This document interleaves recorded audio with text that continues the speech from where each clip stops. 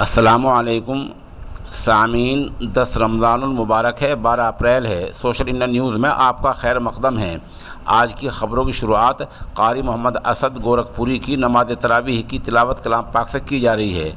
आप माशाल्लाह गोरखपुर में ही कलाम पाक सुना रहे हैं और मुज़फ़्फ़रनगर के जामिया फ़लाह दरैन बिलासपुर में ज़ेर तालीम हैं। अल्हम्दुलिल्लाहि रब्बिल आलमीन अर्रहमानिर रहीम मालिकि यौमिद्दीन इय्याका नअबुदु व इय्याका नस्तईन इहदिनस सिरातल मुस्तक़ीम सिरातल लज़ीना अनअमता अलैहिम गैरिल मग़्दूबि अलैहिम वलद्दाल्लीन।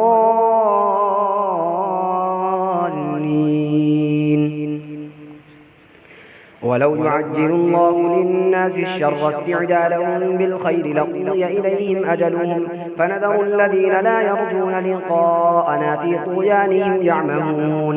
وإذا مس الإنسان الضر دعانا لجنبه أو قاعدا أو قائما فلما كشفنا عنه ضره مر كأن لم يدعنا إلى ضر مسه كذلك زين للمسرفين ما كانوا يعملون. ولقد أهلكنا القرون من قبلكم لما ظلموا وجاءتهم رسلهم بالبينات وما كانوا ليؤمنوا كذلك نجزي القوم المجرمين.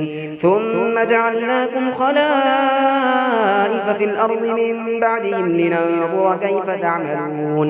وإذا تتلى عليهم آياتنا بينات قال الذين لا يرجون لقاءنا ائت بقرآن غير هذا أو بدله قل ما يكون لي أن أبدله من تلقاء نفسي إن أتبع إلا ما يوحى إلي إني أخاف إن عصيت ربي عذاب يوم عظيم.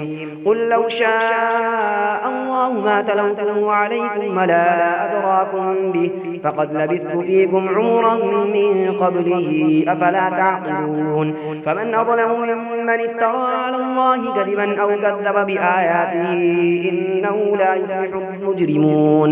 ويعبدون من دون الله ما لا يضرهم ولا ينفعهم فيقولون هؤلاء شفعاؤنا عند الله قل أتنبئون الله بما لا يعلم في السماوات ولا في الأرض سبحانه وتعالى عما يشركون. وما كان الناس إلا أمة واحدة فاختلفوا ولولا كلمة سبقت من ربك لقضي بينهم فيما فيه يختلفون. ويقولون لولا أنزل عليه آية من ربه فقل إنما الغيب لله فانتظروا إني معكم من المنتظرين.